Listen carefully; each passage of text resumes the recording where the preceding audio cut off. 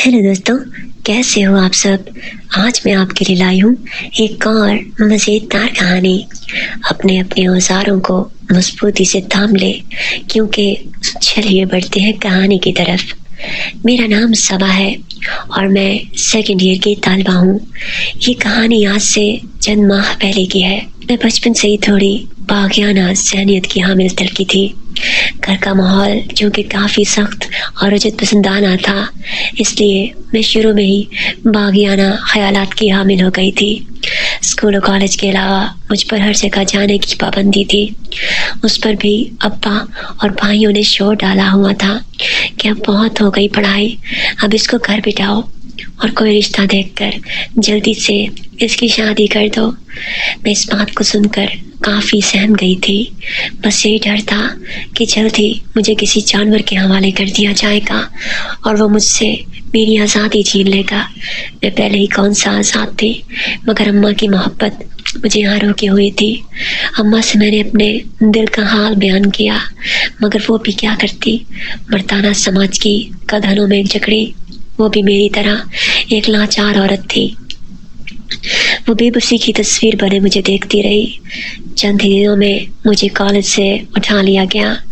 एक दिन देखा तो एक रीशनुमा इंसान और कुछ मेहमान ड्राइंग रूम में बरजमान है। मुझे बताया गया कि एहतराम और सलीके के साथ उनके लिए चाय लेकर जाऊं, क्योंकि वो रीशनुमा इंसान मुझे देखने आया है। उम्र में मुझसे काफ़ी बड़ा था। उसे देखकर मेरे दिल में उसके लिए शदीद नफ़रत पैदा हुई। उसने गलाज़त भरी नज़रों से मेरी जानिब देखा और तमाम मेहमानों के मुंह से माशाअल्लाह का शब्द अदा हुआ।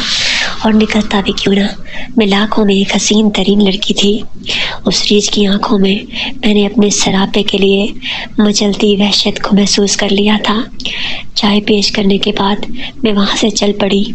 वाह, क्या अदाकारी करनी पड़ी थी मुझे। दिल तो कर रहा था कि गर्मा गर्म चाय उसकी गंदी आंखों पर दे मारूं। मेरा रिश्ता पक्का हो गया था।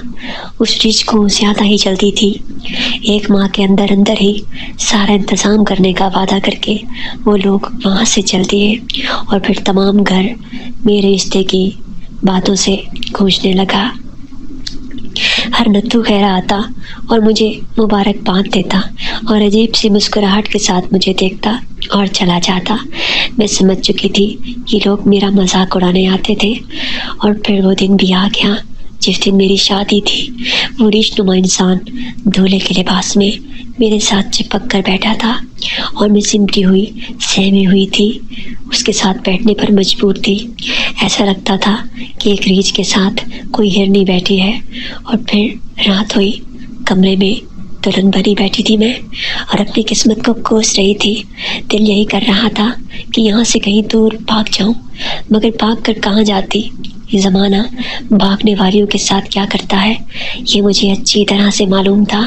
और फिर कर्र की आवाज़ के साथ ही दरवाज़ा खुला और वो रीशनुमा इंसान जो अब से मेरा शौहर था कमरे में दाखिल हुआ और आते ही मेरे बिल्कुल पास आया। मैंने नजरें झुकाए रखी तो उसने मुझे थोड़ी से पकड़कर मेरा रुख अपनी जानिब मोड़ा।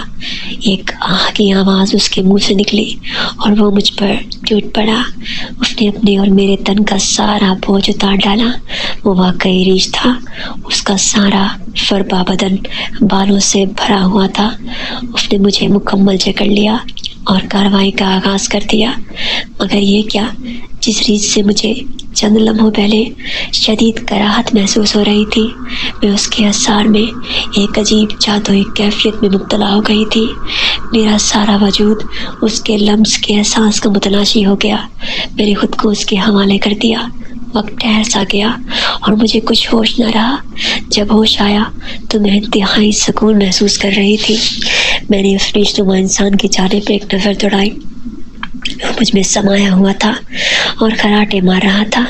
اس کا نام شوکت تھا۔ اس لمحے مجھے شوکت صاحب سے پیار ہو گیا۔ کیا ہوا اگر وہ ریچھ جیسی جسامت کے حامل تھے؟ اس کے احسار میں جو لطف تھا وہ تم کیا جانو نادان لڑکیوں۔ اس لیے میں اپنے ریچھ نما شوہر کا بہت خیال رکھنے لگی اور میں آج بہت خوش ہوں اور ایک اچھی زندگی گزار رہی ہوں۔ تو دوستوں، کیسی لگی آپ کو میری آج کی کہانی؟ امید ہے یہ کہانی آپ کو پسند آئی ہوگی۔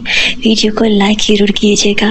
ملتے ہیں اگلی کہانی کے ساتھ، تب تک کے لیے بائے بائے۔